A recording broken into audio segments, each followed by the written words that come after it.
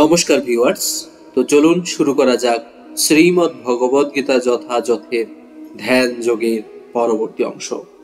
আজকে শ্লোক 16।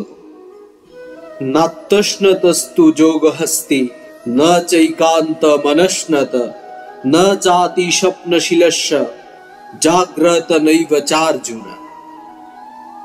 হে অর্জুন, অধিক ভোজনকারী, নিতান্ত অনাহারী, অধিক নিদ্রাপ্রিয় ও নিদ্রাশূন্য ব্যক্তি যোগী হওয়া সম্ভব নয়।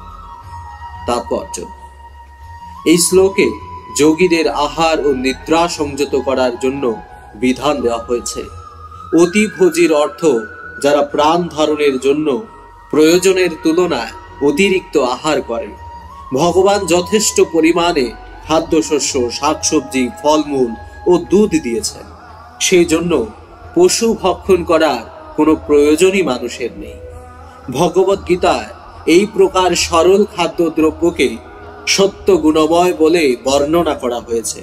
মাংস তমগুণ সম্পন্ন মানুষের আহার, তাই যারা মাংসাহার করে, মদ পান করে, ধূমপান করে এবং ভগবান শ্রীকৃষ্ণকে নিবেদন না করে আহার করে, তারা কেবল কলুষিত আহার্য ভক্ষণ করার জন্য নিঃসন্দেহে পাপের ফল ভোগ করে।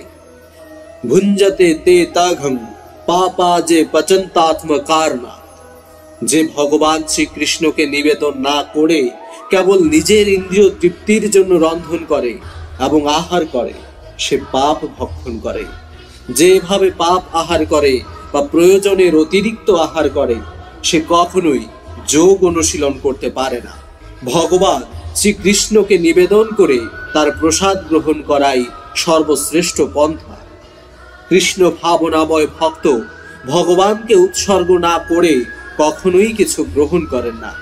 তাই কৃষ্ণ ভাবনাময় ভক্তই কেবল যোগ সাধনে পূর্ণতা লাভ করতে পারেন। কিন্তু যে মন গড়া উপবাসের প্রণালী সৃষ্টি করে কৃত্রিম উপায়ে আহার বর্জন করে, সে যথার্থ যোগ অনুশীলন করতে পারে না। কৃষ্ণ ভাবনাময় ভক্ত শাস্ত্রের বিধান অনুসারে উপবাস করেন। তিনি প্রয়োজনের অতিরিক্ত আহারও করেন না, আবার উপবাসও করেন না। তাই তিনি যোগ অভ্যাস করার জন্য যথার্থই উপযুক্ত। যে প্রয়োজনের অতিরিক্ত আহার করে, সে ঘুমন্ত অবস্থায় নানা রকম স্বপ্ন দেখে এবং তার ফলে সে প্রয়োজনের অতিরিক্ত ঘুমায়। 6 ঘন্টার বেশি ঘুমানো কারো পক্ষেই উচিত নয়।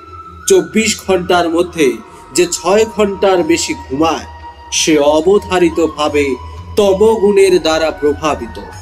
যে মানুষ তমগুণের দ্বারা আচ্ছন্ন, সে স্বভাবত অলস এবং অত্যধিক নিদ্রাতুর। এই ধরনের মানুষ যোগ অনুশীলন করতে পারে না।